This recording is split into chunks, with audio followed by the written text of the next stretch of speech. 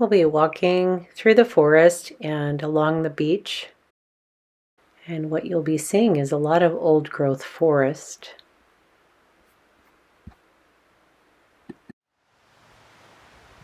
What we're looking at here are Douglas fir, some leftover stumps, and also live trees, surrounded by a lot of undergrowth.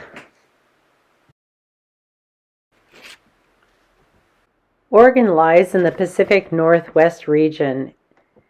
Western Oregon along the Pacific coast has an oceanic climate with wet summers.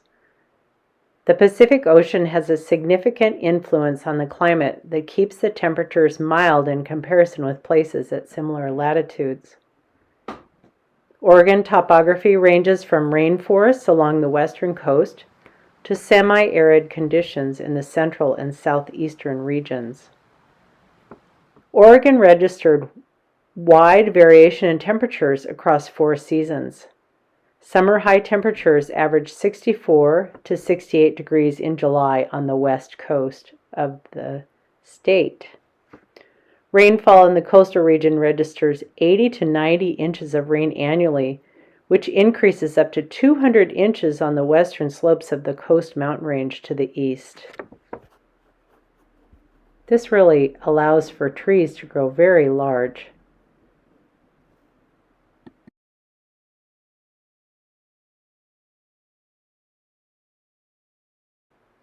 The best time to visit Oregon is during the summer from June to August when the weather is relatively dry. Late spring has mild conditions though, but the weather is unpredictable. Early autumn and September often has good weather along the coast.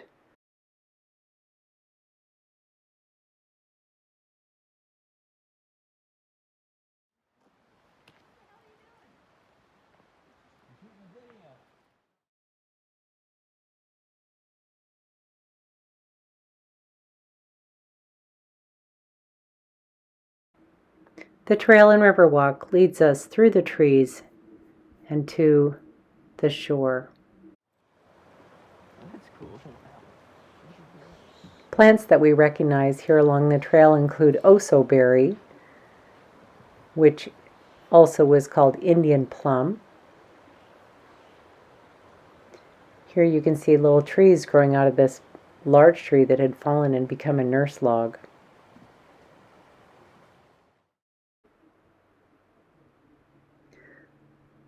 The trail follows the stream bed and winds through this old growth forest, passing stumps that were cut years ago.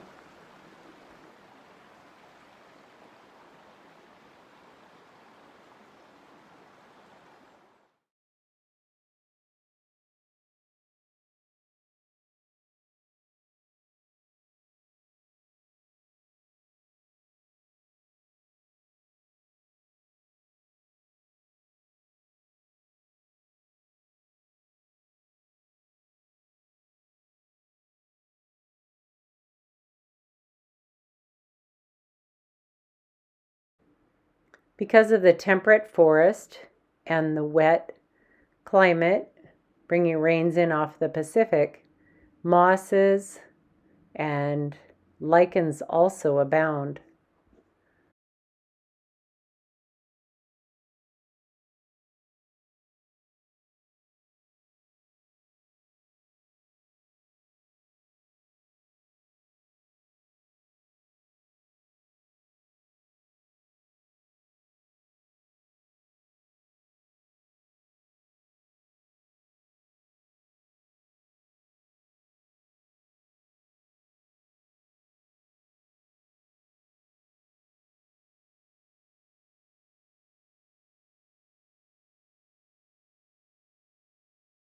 The trail to the beach, while close to the coastal highway, has remained relatively wild.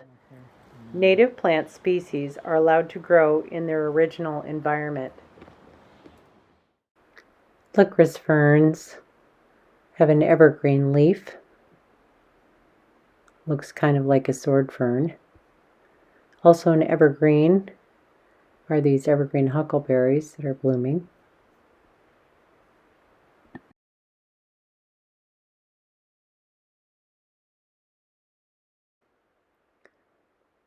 This is a skunk cabbage.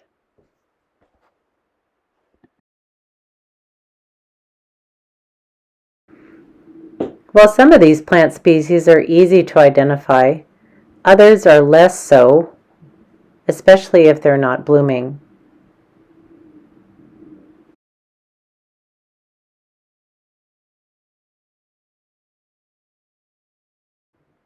This marshy area has a variety of plants, including the lady ferns in the foreground. Red elderberry gets its name from the berries that ripen in late summer. This plant with maple leaf-shaped leaves is called a wild aralia or a spikenard.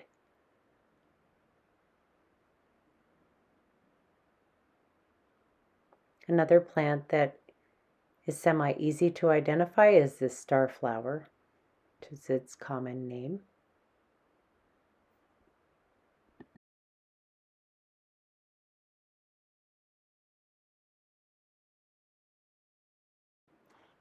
We now come out of the trees and glimpse a view of the ocean beaches.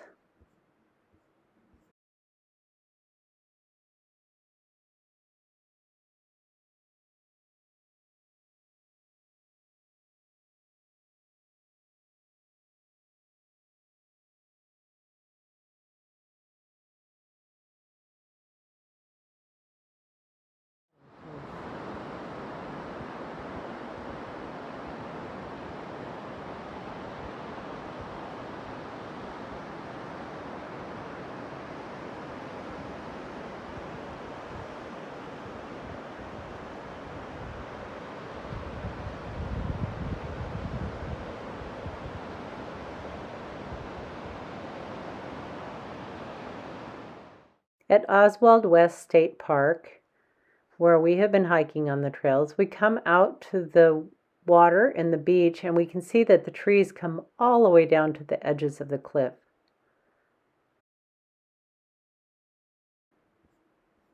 This secluded bay is a great spot for surfers.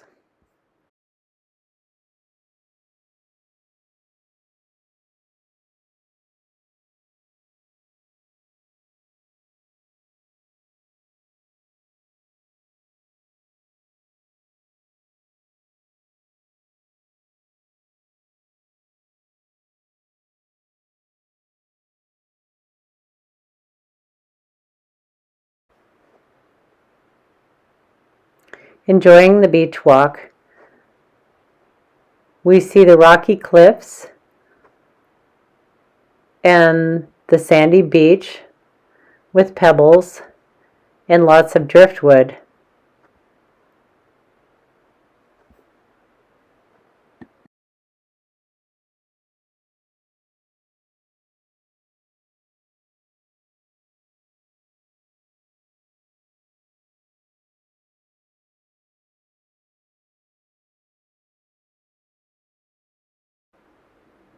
Walking along the beach, we find all kinds of textures.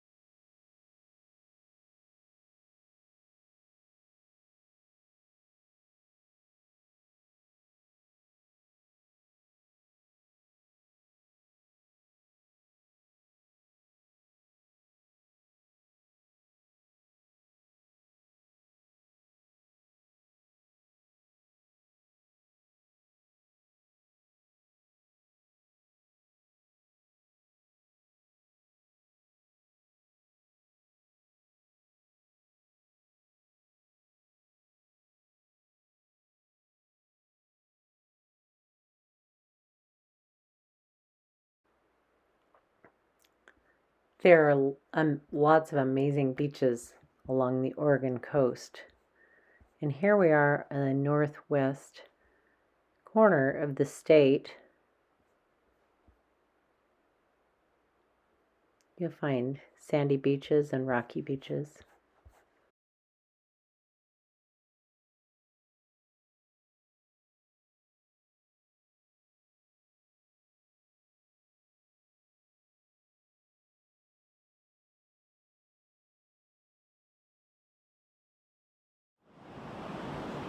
Some of the beaches here on the coast are still very wild and only accessible on foot, and others are well inhabited and developed with boardwalks.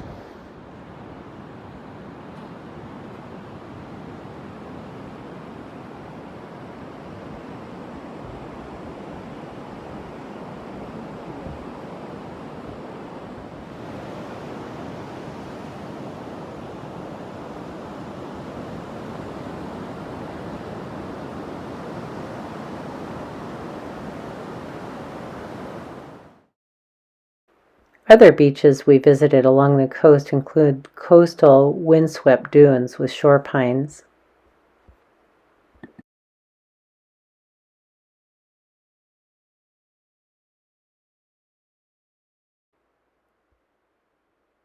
areas closer to town include boardwalks, where there may be some distance between the town and the actual sandy beach. This is one of those areas in Seaside, Oregon.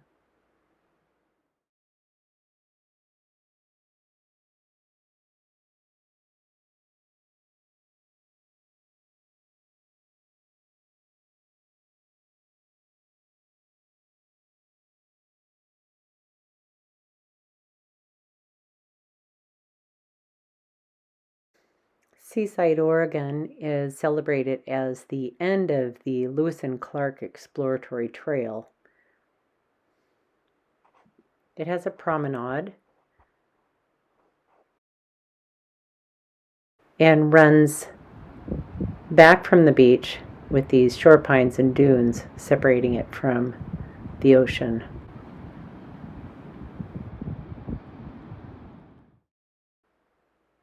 And the Seaside Promenade is a popular area built in the 20s. People love to picnic and walk the beach. It was a cold and blustery day when we were in Seaside. Not many people were out playing on this day in April. July and August can be much warmer, and you'll find people playing in the surf.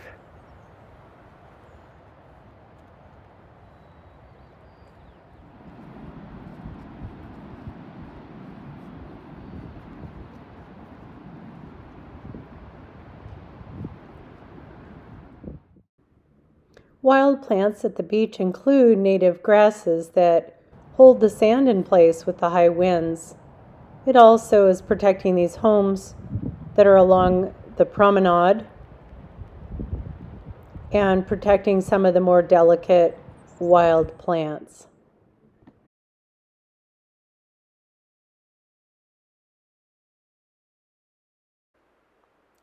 Looking closer in the seagrass, we find wild coastal strawberry,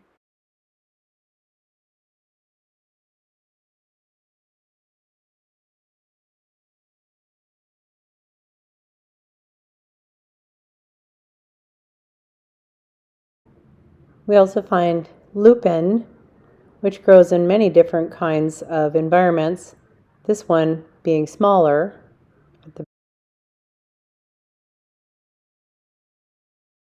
Some evergreen plants that grow in this environment include salal, which can grow to the size of a small shrub, and also the evergreen huckleberry, this one having lichen growing on it.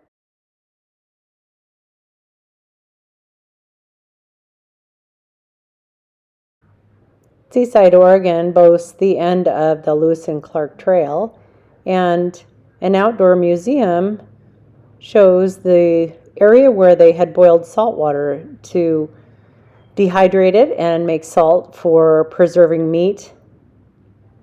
This is called a salt works. And here we have the fireplace where they boiled the water in large kettles.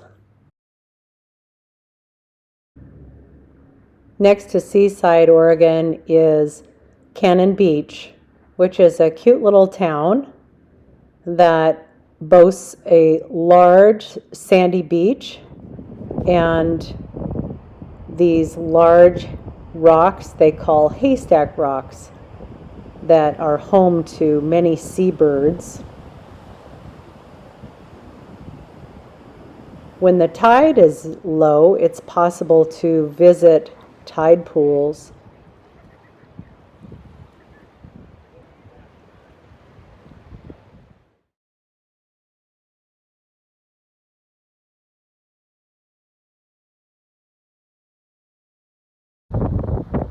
The wind picked up one day and you can see the sandstorm.